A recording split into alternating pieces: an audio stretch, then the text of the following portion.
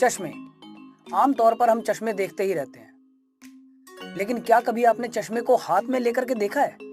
क्या कभी उसके लेंस को महसूस करने की कोशिश की है? क्या वे हर तरफ से समान होते हैं? जवाब है नहीं।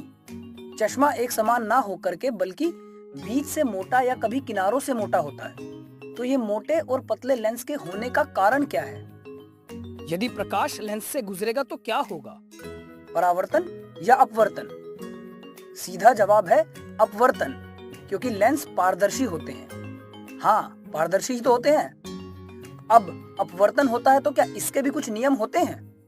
कुछ ऐसे ही सवालों के जवाब आज इस वीडियो के माध्यम से मैं आपको देने वाला हूँ। तो सबसे पहले जानते हैं लेंस क्या है। What is lens? मोटे तौर पर दो तरह के लेंस होते हैं, एक कन्वर्जिंग लेंस और दूसरे डाइवर्जिंग लेंस। दर्पण की ही तरह जो लेंस प्रकाश को कन्वर्ज करते हैं वो कन्वर्जिंग लेंस कहलाते हैं, और जो लेंस प्रकाश को डाइवर्ज करते हैं उन्हें डाइवर्जिंग लेंस कहते हैं। सिंपल है ना? कन्वर्जिंग और डाइवर्जिंग लेंस अमूमन 6 तरह के होते हैं: double convex, plano convex, converging meniscus, double concave, plano concave और डाइवर्जिंग मेनिस्कस। ये लेंस गोलीय लेंस कहलाते हैं। इन 6 तरह में से हम सिर्फ 2 पर ही बात करेंगे, डबल कन्वेक्स और डबल कनकेव। अमूमन इन्हें सिर्फ कन्वेक्स लेंस या उत्तल लेंस और कनकेव लेंस या अवतल लेंस कहा जाता है। ये लेंस भी दर्पण की तरह गोलीय क्षेत्र की चाप से बने होते हैं। फर्क इतना होता है कि एक तरफ पॉलिश ना कर कांच की एक दूसरी चाप लगाकर बीच में कोई पारदर्शी पदार्थ भर इन्हें लेंस बनाया जाता है। दर्पण में जैसे हर दूरी P से ली जाती थी, यहाँ हर दूरी O से ली जाती है, जिसे लेंस का प्रकाशित केंद्र या इंग्लिश में ऑप्टिकल सेंटर भी कहा जाता है। क्या कहा जाता है? Optical centre. 2 पृष्ठ होने के कारण इनके फोकस भी 2 होते हैं, जिन्हें F1 और F2 से दर्शाया जाता है। O से F1 और F2 की दुगनी दूरी के बिंदुओं को 2F1 और 2F2 से दर्शाते हैं, और दर्पण की ही तरह ये सब बिंदु प्रिंसिपल एक्सिस पर ही पाए जाते हैं। अब आ जाते हैं नियमों पर। क्या आपको दर्पण का 2+4 वाला नियम याद है? लेंस के केस में सिर्फ 3 केस ही बनते हैं।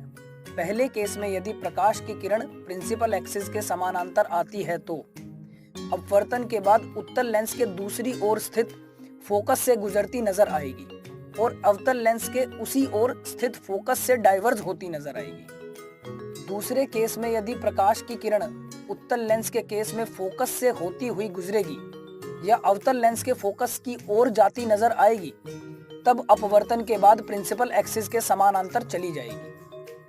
तीसरे केस में यदि प्रकाश की किरण ऑप्टिकल सेंटर से गुजरेगी, तब वे अपवर्तन के बाद बिना किसी विचलन के सीधी चली जाएगी। अब आपके दिमाग में एक सवाल उठ रहा होगा कि प्रकाश लेंस के 2 अलग अलग सतह से अपवर्तित हुआ, लेकिन यहाँ सीधी लाइन से ही क्यों दिखाया गया? सवाल बिल्कुल सही है। लेंस के दोनों ही पृष्ठों पर अपवर्तन होगा, लेकिन लेंस के काफी पतले होने की वजह से हम इन्हें सीधी रेखा से ही दिखाते हैं। चलिए अब इन रूल्स को हम एक एक्टिविटी में लगाकर देखते हैं। इस एक्टिविटी के माध्यम से हम अवतल लेंस के प्रकाश के अपवर्तन को जानेंगे। तो इस एक्टिविटी को करने के लिए हमें एक 15 सेंटीमीटर फोकस दूरी वाला लेंस, एक व्हाइट चार्ट, एक मोमबत्ती और एक स्क्रीन चाहिए। याद है, उत्तल दर्पण के केस में हम 2 जगह बिंब को रख सकते थे, लेकिन यहाँ तो 2 पृष्ठ होने के कारण हम अलग अलग जगह बिंब को रख सकते हैं। चलिए आगे देखते हैं। सबसे पहले चार्ट पर एक सीधी लाइन खींची जाए और लाइन के बीच में एक बिंदु अंकित किया जाए, जिसे O का नाम दिया जाएगा। सारी दूरियां इसी बिंदु से ही ली जाएगी। O से दोनों ओर 15 सेंटीमीटर की दूरी पर F1 और F2 को अंकित किया जाए और 30 सेंटीमीटर की दूरी पर 2F1 और 2F2 को। पहले केस में मोमबत्ती को अनंत पर रखकर देखते हैं। क्या हमें स्क्रीन पर कोई प्रतिबिंब प्राप्त होता दिख रहा है? नहीं। इसका मतलब है कि अवतल लेंस इस केस में आभासी प्रतिबिंब बनाता है। यदि स्क्रीन को हटाकर देखें तो हमें लगेगा कि प्रतिबिंब कहीं पहली ओर फोकस पर बन रहा होगा, जो कि आकार में बहुत छोटा होगा और सीधा होगा। दूसरे केस में मोमबत्ती को अनंत से थोड़ा नजदीक लाते हैं तो क्या होगा? तब भी स्क्रीन पर कोई प्रतिबिंब बनता नहीं दिखेगा।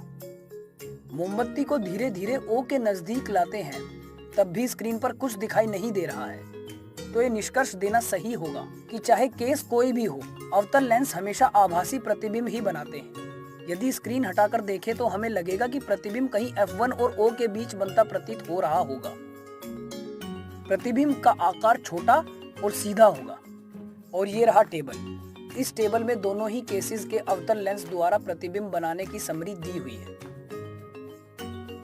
अवतल लेंस का उपयोग चश्मे बनाने और फ्लैशलाइट के लेंस के तौर पर किया जाता है। चश्मों का जिक्र अगले पार्ट में होगा। इस वीडियो को यदि समराइज किया जाए तो आज हमने विभिन्न प्रकार के लेंस के विभिन्न बिंदुओं के नामकरण, चित्र बनाने के नियम, अवतल लेंस द्वारा अपवर्तन के बारे में जाना। तो फिर मिलते हैं अगली वीडियो में।